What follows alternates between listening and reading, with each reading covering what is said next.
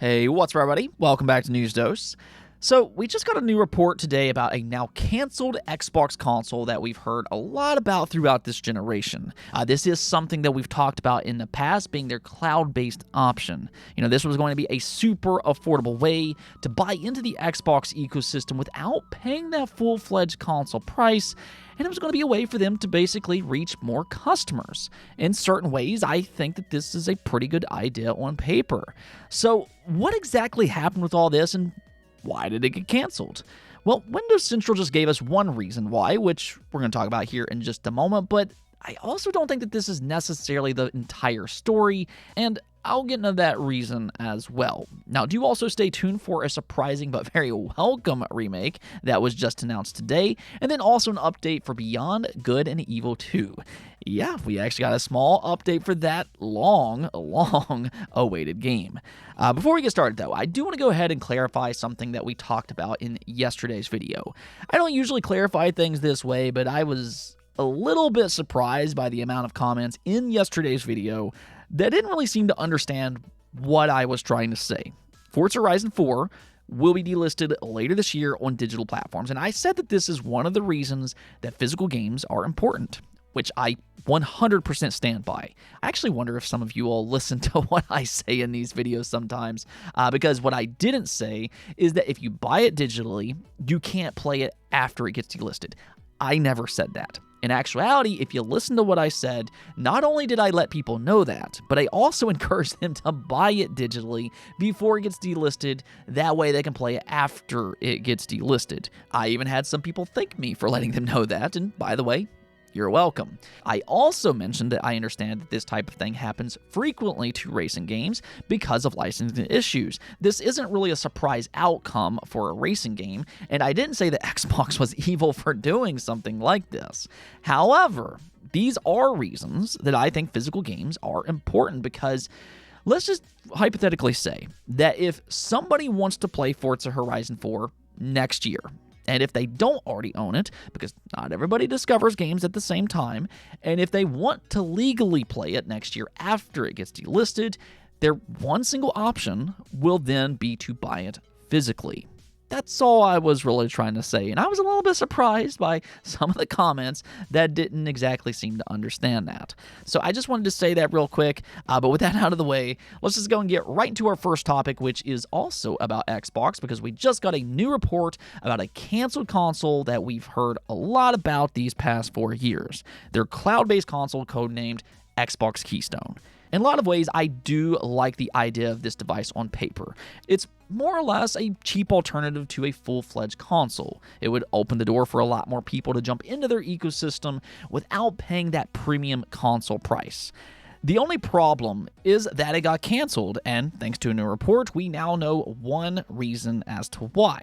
We can see the report here from Windows Central, and they said, unfortunately, it appears Microsoft has since scrapped plans to ship Xbox Keystone due to an inability to bring the price down to a level where it made sense for customers. Xbox CEO Phil Spencer is on record saying the device should have costed around $99 or $129, but the company was unable to achieve this.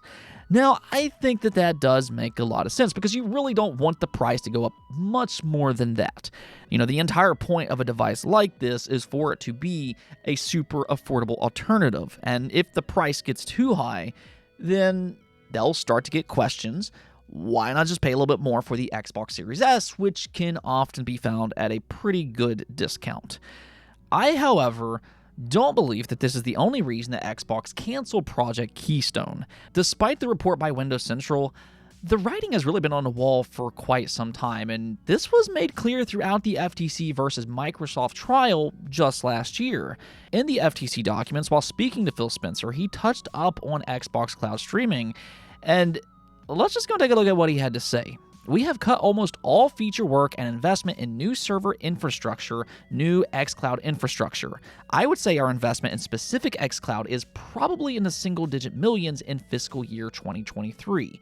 We're decreasing investment really to zero to wait to see if we can find market fit with the service of streaming Xbox games to devices, specifically mobile devices.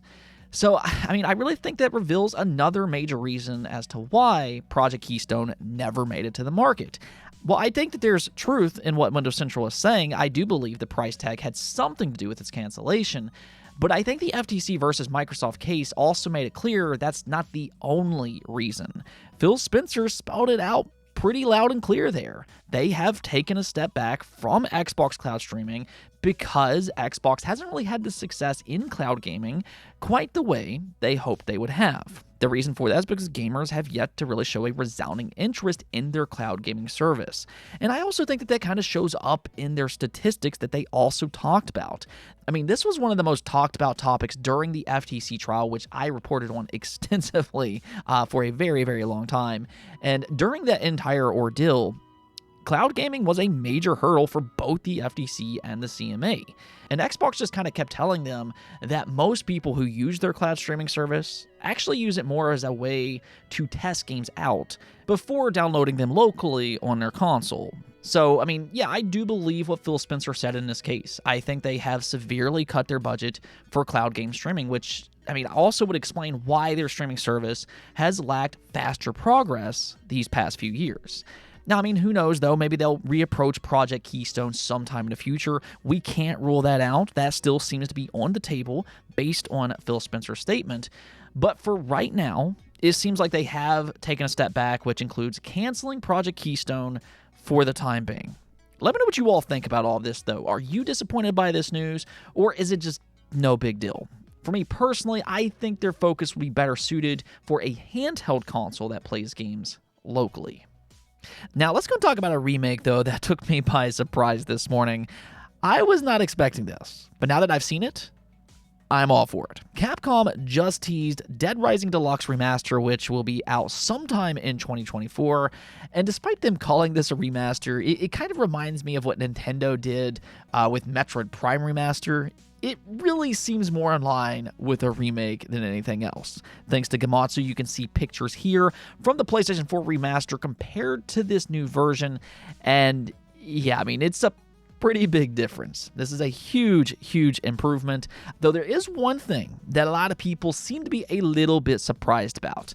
The main character does use a different voice actor now, though I don't really think that that's going to be a big issue or anything. It might take a little time getting used to if you play the original, if you have some nostalgia with all of that, but as long as the new voice actor does a good job and, you know, as long as it's a fun game, most importantly, then I think fans will grow to be fine with it. Either which way, though, I mean, I love the idea of remaking the original Dead Rising game. This was one of the better Xbox 360 and PlayStation 3 games, and I mean, that was really just such a special generation in general. It was a very creative time for the industry, and that really showed up in the original Dead Rising. You play as this photojournalist that goes to this mall, and there's just a ton of different things that you can do there. It's kind of goofy by nature, but it's a lot of fun with just the hordes and hordes of zombies that it has. Now, I do kind of wonder if they'll change some things up with how the in-game timer works, but all in all, I do think that this is one of the more memorable zombie games out there, and you know, even though there has been some sequels, I don't really know if they've ever really recaptured that magic that the original had. Let me know what you all think about that, though. Which entry do you think is the best within the Dead Rising series? But either way, I do think this is a great game to bring back, and I'm glad to see the Xbox 360 generation get some love with these recent remakes.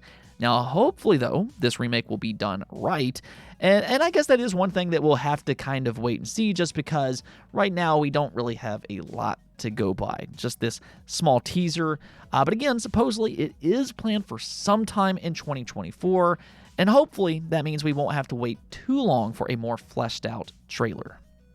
Speaking of waiting, though, I know you Beyond Good and Evil fans have kind of lost hope for that long developed sequel. That long developed sequel. I mean, it's been a while since we've gotten a meaningful update. So what exactly has happened with that game, and is it even still in development?